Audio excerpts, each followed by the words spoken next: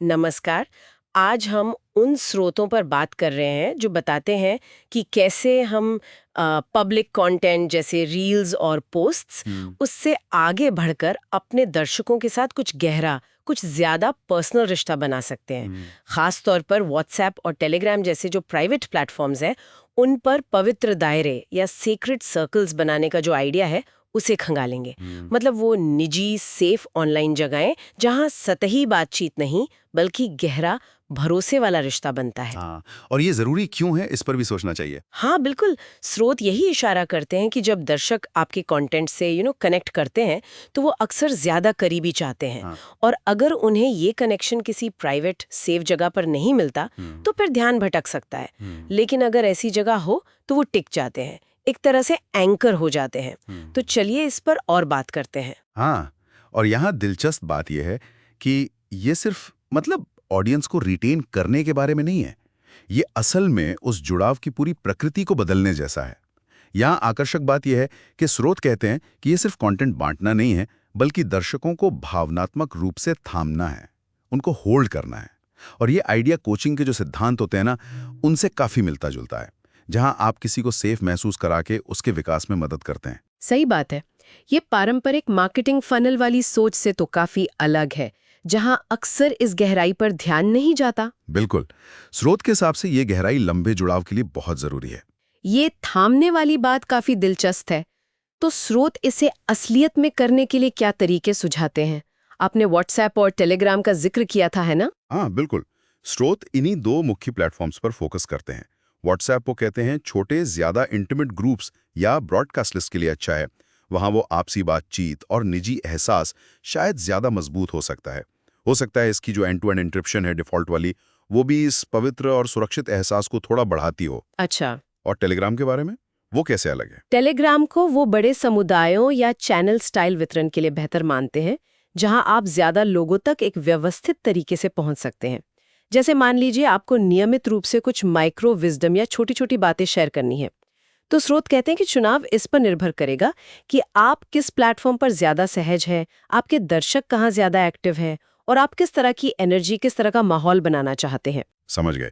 मुद्दा सिर्फ टूल का नहीं है, बल्कि ये कि वो टूल आपके उस अलाव वाले इरादे से कैसे मेल खाता है। हाँ बिल्कुल, अलाव या फायरप्लेस वाली सोच। हाँ, ये अलाव वाली सोच एक ऐसी जगह जहां लोग सिर्फ जानकारी लेने नहीं आते, बल्कि जोड़ने, वो गर्मजोशी महसूस करने और धीरे धीरे बढ़ने के लिए आते हैं। ये वाकई पारंपरिक मार्केटिंग फनल से तो बहुत अलग है। तो फिर इस अलाव को जलाए कैसे रखें? स्रोत क्या रणनीतियां बताते हैं इसके लिए? हाँ, तो स्रोत लगातार उपस्थिति पर जोर देते हैं, लेकिन इसका मतलब रोज पोस्ट करना नहीं है। क्वालिटी क्वांटिटी से ज्यादा जरूरी है। पहली स्ट्रैटेजी है एक गर्मजोशी भरा स्वागत संदेश। जैसे ही कोई ज्वाइन करे, उन्हें एक मैसेज भेजें जो एक सौम्य शेयरिंग और धीमी ग्रोथ का माहौल सेट करे। कुछ ऐसा जो कहे, इस दायरे में स्वागत है, यहाँ हम खुलकर सोचते हैं और धीरे धीरे साथ बढ़ते हैं, टाइप का। अच्छा, और आपने कहा रोज पोस्ट करने का दबाव नहीं, तो फिर क्या साप्ताहिक वॉइस नोट्स का सुझाव है शायद? हाँ बिल्कुल, हफ्ते में 1 या 2 बार, बस 1-2 मिनट के वॉइस नोट्स, और वो भी बिना स्क्रिप्ट के, सीधे दिल से। ये आपके हफ्ते के विचार हो सकते हैं, या शायद किसी क्लाइंट के साथ हुई बातचीत से कोई सीख मिली हो वो। स्रोत यही बताते हैं कि लोग सिर्फ जानकारी नहीं चाहते, वो आपकी आवाज का वो वाइब्रेशन, वो असली कनेक्शन महसूस करना चाहते हैं। ये बात सही है। ये सिर्फ कंटेंट नहीं, कनेक्शन है। तीसरा सुझाव है सूक्ष्म ज्ञान या माइक्रो विजडम शेयर करना। इसका क्या मतलब हुआ? इसका मतलब है छोटी वास्तविक जर्नल जैसी बातें शेयर करना।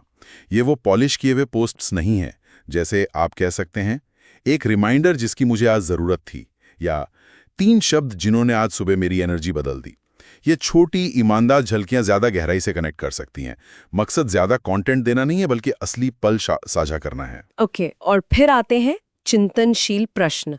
उनके बारे में स्रोत क्या कहते हैं? हाँ, वो भी एक तरीका है। हर 10 दिन या उसके आसपास कुछ ऐसे सवाल पूछें जो लोगों को सोचने पर मजबूर करें, अपने अंदर झांकने पर। जैसे, आप आजकल किस भावना के साथ सबसे ज्यादा समय बिता रहे हैं, या आप किस चीज से बच रहे हैं जिस पर ध्यान देने की जरूरत है। स्रोत ये साफ करते हैं कि इसका मकसद डेटा इकट्ठा करना नहीं है, बल्कि ग्रुप में गहराई और ईमानदारी को बढ़ावा देना है। सही। और अंत में जब वो विश्वास बन जाता है तब शायद अपने ऑफर्स या अवसरों को शेयर करने की बात आती है। हाँ, लेकिन बहुत धीरे से और बहुत सावधानी से। जब आपको लगे कि कम्युनिटी में वो विश्वास और जुड़ाव मजबूत हो गया है, तब आप अपने कोचिंग स्लॉट्स या वेबिनार या जो भी आपकी पेशकश है उसके बारे में बता सकते हैं। लेकिन इसे धक्का मुक्की वाली सेल्स की तरह नहीं, बल्कि एक सौम्य निमंत्रण की तरह पेश करना है। जैसे अगस्त के लिए कोचिंग के 2 स्लॉट खुले हैं, अगर आप रुचि रखते हैं, बस इतना ही। ये सब सुनने में तो बहुत अच्छा लग रहा है, लेकिन इसमें अपनी एनर्जी और शांति बनाए रखना भी तो एक चुनौती होगी। स्रोत, बाउंड्रीज यानी सीमाओं के बारे में कुछ कहते हैं। हाँ, ये बहुत जरूरी पॉइंट है और ये एक अहम सवाल भी उठाता है कि आप ये सब करते हुए अपनी शांति कैसे बनाए रखते हैं। स्रोत इस पर बिल्कुल साफ है। अपनी पोस्टिंग की लय बताएं, लोगों को अंदाजा हो कि आप कब एक्टिव होंगे।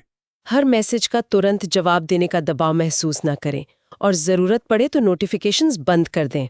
ये 24/7 उपलब्ध रहने के बारे में नहीं है, बल्कि जानबूझकर फोकस तरीके से उपस्थित रहने के बारे में है। हाँ, ये जरूरी है। जब आप अपनी एनर्जी बचाएंगे, तभी तो आप असल में क्वालिटी दे पाएंगे, सिर्फ क्वांटिटी नहीं। तो इन सब बातों का निचोड़ क्या निकलता है? मुझे ऐसा लग रहा है कि मूल विचार ये है कि ये जो निजी मंच हैं, ये सिर्फ मार्केटिंग के टूल नहीं है। ये असल में गहरे समुदाय बनाने के जगह हैं। ये सिर्फ पोस्ट करने से कहीं आगे की बात है, ये लोगों को सही मायने में इकट्ठा करने के बारे में है। Gathering people. बिल्कुल सही। और एक अंतिम विचार जिसमें शायद हमारे श्रोता सोच सकते हैं, अगर हम इसे थोड़ी बड़ी तस्वीर में देखें, तो इस तरह के जानबूझकर बनाए गए निजी स्थान, ये ऑनलाइन प्रभाव और रिश्ते बनाने के तरीके को आखिर कैसे बदल सकते हैं? क्या हमें फॉलोअर्स की गिनती वाले खेल से आगे बढ़कर ऐसे कनेक्शंस की तरफ जा सकते हैं जो ज्यादा मीनिंगफुल हों, ज्यादा टिकाऊ हों? इस डिजिटल शोर शराबे में सही मायने में इकट्ठा होना आखिर दिखता कैसा है, महसूस कैसा होता है?